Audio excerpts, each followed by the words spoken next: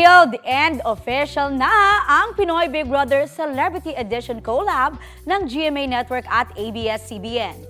Another historic collab na pinirmahan mismo sa bahay ni Big Brother.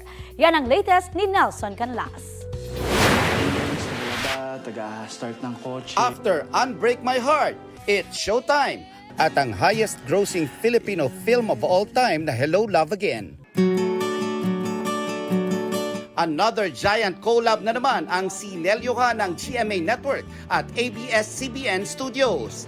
This time, ile-level up ang longest-running reality show ng bansa, ang Pinoy Big Brother, na mapapanood na sa GMA soon. Nung nag-breaking news, sobrang dami ng messages. Nagsasabi na sino yung mga gusto nila mapanood, sino gusto nila makita sa loob ng bahay ni Kuya. We commit to giving you a very exciting, compelling, fun, and enjoyable experience as we join forces, GMA and ABS-CBN. Pumirma para sa GMA, sina GMA Network President and Chief Executive Officer Gilberto R. Duwabig Jr., Executive Committee Chairman Joel G. Jimenez, Senior Vice President for GMA Network, Attorney Annette Gozon Valdez. Sa hanay naman ng Kapamilya Network, pumirma sina ABS-CBN Chairman Mark L. Lopez, President and CEO Carlo L. Katigbak, at COO for Broadcast, Maria Socorro V. Vidanes.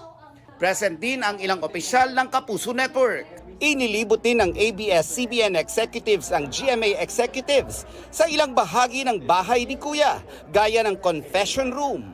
Sa 20th year ng reality show, mas bibigyang kulay ng mga sparkle artist at star magic talents ang mas pinatinding Pinoy Big Brother Celebrity Edition collab. Ilang kapuso na alumni ng bahay ni Kuya, sina Megan Yang, Tom Rodriguez at Beauty Gonzalez.